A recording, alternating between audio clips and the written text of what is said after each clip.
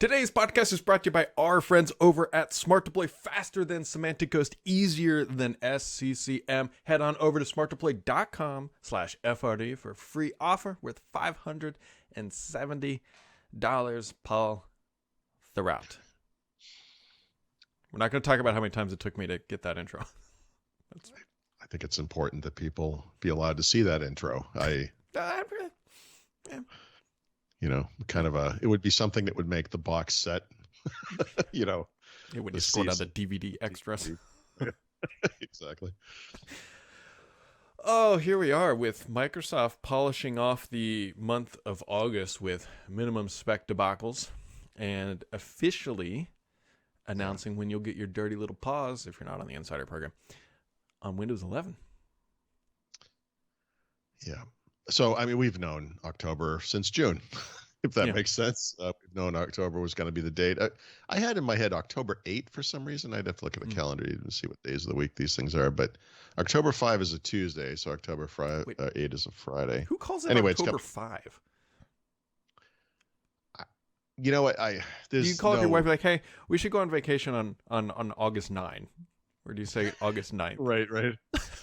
What day is that? Tuesday. Oh, okay. Anyways, October 5th. Yeah, sorry. By the way, what date would have been perfect for this? How about 11/11? You're not wrong. Actually, Microsoft even tweeted that their Windows account 11/11 would have made a lot of sense, but we couldn't wait any longer. And well, the reason they couldn't wait any longer is this is a bid to pump up PC sales during the holiday season, and that's probably the last date. Because, by the way, I guess we should backtrack a little bit here. This means that on October 5th, I didn't even think about this when I wrote the post. October 5th is the date that PC makers will have Windows 11 PCs in market. Is that not correct? Yes, that is part of it. That is the day I believe you can go to Best Buy, grab one off the shelf. You know what that means? Yep. Windows 11 is already done. Oh, yeah, it's been done. At least 1.0. Yeah, for sure. Right? Because the lead time for PC manufacturing, I know they can just throw it on, and that's like the last stage. They box it up after that. But it's at least a month. Yep. Get those things in market. Yep. So anyway, interesting. This is, again, I really try hard not to be too cynical about stuff like this because, like I said, in this case, we knew about October already. And every time there's a new build, everyone's looking for this Android thing. And we all have our own reasons for it. I know people are just excited to try it. But my reason, really, my ultimate reason is they have to ship this thing months ahead of time for it to even make sense for RTM. They never did. There's been no talk about it whatsoever. And so one of the other things they confirmed is that Android app compatibility in the Amazon App Store for Android won't even be available to insiders until, I think they said, the coming months, right? Yeah, so sometime late. Very clearly did not. They said months plural, so it could. They're not putting any line. That could be, that's dev channel first, and then that's going to happen over time. So I think the real date to be concerned with here is mid 2022. So we'll call it 8 months. Is that about 8 months later? By that time, Windows 11 will actually start getting changes based on feedback, meaningful changes. They'll have a much bigger pool of PCs out in the world testing it. Sorry, but the first people are going to be testing it. And we'll get Android app compatibility. And so that, God, could you imagine? I don't think they're going to wait till late next year to ship this is exactly where I was going. Hold on. Let me set the stage here. So where Paul is headed and where my brain went to. So the question is, would Microsoft ship Android apps on Windows 11, we'll just make up a day, in May? Or are they going to wait until a year from now when the next major version ships? Now, in the past, meaning in Windows 10, they would have waited till the next feature update. And we know that feature updates are only once a year. And by the way, it's hard again, my mind goes crazy just thinking about this because the argument they're going to come up with if they ever did this, which I don't think they will, by the way, but I'll get to that, is, hey, you guys complained about the twice a year feature update thing. If we had two feature updates next year, we could have put it in the first one. But no. You had to have one a year, so we're doing what you want. Now you're complaining about it. But here's the thing.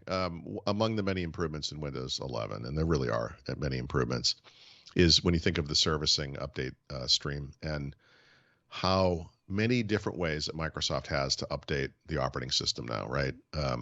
It's almost like an app store model where, thanks to the componentization and the ability to service things in stream, I think they will be able to. I know they will be able to add this feature midstream in 2022 if they want, and my feeling is that they will.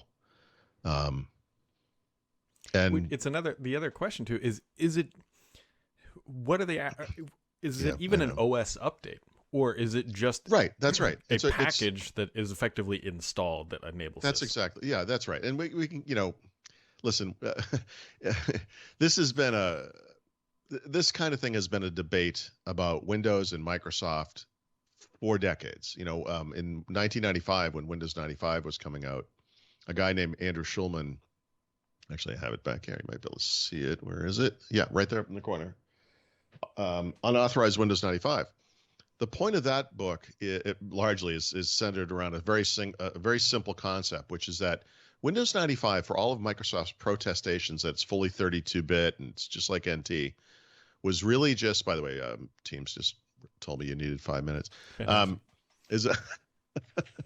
is really just the same MS-DOS based system it was before. It's a 16-bit bootloader that throws you now into what was at the time a 32-bit kind of thing. And it's a thing on a thing. That was the phrase people used. It's not a true 32-bit operating system. And his whole point was, A, to prove that that's a fact. It is true. You could boot into MS-DOS if you wanted to. But more to the point that Microsoft is the company that makes the operating system that everyone uses. If Microsoft says this is what an operating system is, then this is what an operating system is. So with Windows 11, we can kind of dick around about, well, it used to be this way. It used to be this way. Historically, it's been this. It's like, guys, it doesn't matter. It doesn't matter. We give these things names because we have to. But however this update occurs, technically, it literally possible, and I think it is likely that Microsoft will ship it midstream because they can do that now, and that's what Windows is today. So anyway, long talk about nothing really, but. Well, one thing we should talk about that is important is a message from our friends over at Smart Deploy. Smart Deploy makes it easy to manage hundreds or thousands of endpoints on any version of Windows anywhere. It's faster and more reliable than Symantec Ghost, MDT, or Acronis Snap Deploy.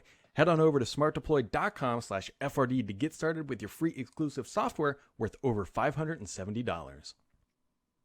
Here's another little interesting nugget, if you will. So with every major version of Windows, Microsoft has celebrated like 1 million installs, 10 million, 100 million. They've done like big, whatever, blog posts and talked about all that. With Microsoft moving the benchmark or baseline so far forward for capability of running Windows 11, I suspect that the adoption rate of Windows 11 will be slower than that of Windows 10. Yeah, so somebody asked me that Friday and asked Paul, and I kind of went back and forth on all the different variables because if you go back in time, you can find out when they roughly hit, I think it was 500 million, which was halfway to the goal, or almost half. No, I'm sorry, it was 700 million, which at the time was sort of roughly half the size of the complete installed base, including previous versions of Windows. And it took them a while. And by the way, it's funny because I just went and looked at this article again, and I can't remember exactly why. But when Terry Myerson left Microsoft, I wrote an article called Terry, which I kind of just told a couple of semi-personal stories. I didn't tell some of the best stories I have about Terry, but one of the things I mentioned in that article is that he was given a horrible job. He had to morph Windows into a thing that could fit into Microsoft's cloud-first mentality. This is where Windows as a service came from. Even though this thing is a hunk of legacy spaghetti code and some of it dating back literally decades, we want as Microsoft to be able to service this thing like an online service, even though that's not what it is. And the part I didn't tell, this will be slightly fascinating to people. And by the way, Brad, this will explain the whole why we're counting VMs thing. Remember that? Debacle? Oh, yeah. Yes, I do. Its compensation was tied to the rate at which Microsoft could upgrade the user base to Windows 10. So he would get more money, basically. I don't know in what form, if bonuses or raises or whatever, if he hit certain milestones. That was part of his deal. And that was the ugliness of Windows 10 and the race to 1 billion, which, as we know now, they did belatedly because they inflated those numbers. Guess why? No, you know why. Yeah, I don't think we're going to see as much talk about that. They were, remember in the beginning with Windows 10, they were very regular about this. I don't know that it was every quarter, but at least twice a year there would be some big milestone event. You know, we surpassed 300, 400, whatever the numbers were. I mean, I think Microsoft is in a place again, and this is another. I keep going. My mind is racing now because there's so much stuff going on here. But you know, when you go from Windows 8 to Windows 10, you're going from something objectively horrible for everybody to something that is objectively much better. Mm-hmm. With Windows 10 to 11, it's kind of a different story. I feel like they're going to commingle those numbers. You know, that they'll call. We've heard the term modern Windows. You know, Windows 10 and Windows 11 are collectively modern Windows, you know, in some ways, right? And I think for Microsoft, because they don't like to give hard numbers, and for the user base, which if you care about Windows at all, you just want everyone to be on something modern. I think you can make the argument for the next 5 years, Windows 10 plus Windows 11 equals some number, and they want that to be 100%, you know, and it will be. Yeah.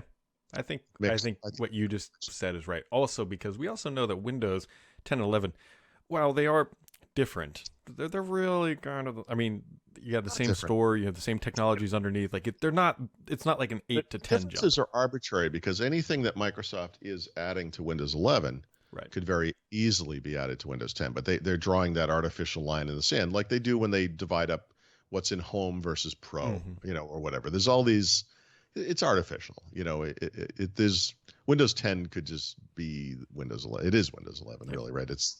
But you know, they forked it, right? So now that we're going on these two different paths, I guess we'll see. I don't know where to land on this, like how fast will it be faster or slower? I mean, part of the speed of Windows 10 had to do with how horrible the predecessor was, right?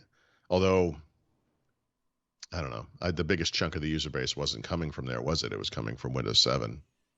It's hard to say. It's just hard to say, but you may be right. What I'll be real curious to see is if somebody like Raf will be able to take whatever this Android stuff is and put it on to 10 easily, right? Because it's just a plug-in component. I bet it would be easy. Now, as we move forward, there will be deeper integration, and that will get harder. You know, if you follow the path of Windows subsystem for Linux, you know that it started just as a very simple command line kind of thing. There wasn't a lot of integration between the file systems and so forth. And now we're at the point where you can run GUI apps. It's, you know, fully integrated. It gets better over time. And so in the same way that I think part of the difficulty here is, and I don't know a lot about this from a technical perspective, but you can run Android apps on Chrome OS today. Over time, that system has improved because, you know, those apps need to know something about the system that they're running on. It's different from most Android systems. So that improves. And I think that's part of the deal here as well. You want it to kind of work in a similar fashion. Be able to print, to be able to access files on your computer from an Android app that edits photos, or, you know, whatever it might be. Like, I think those capabilities are going to improve over time too. And if you need to improve your capabilities over time, make sure to check out our friends over at Smart Deploy, IT tools to manage Windows computers easier, faster. Head on over to smartdeploy.com/FRD. Still a bastard.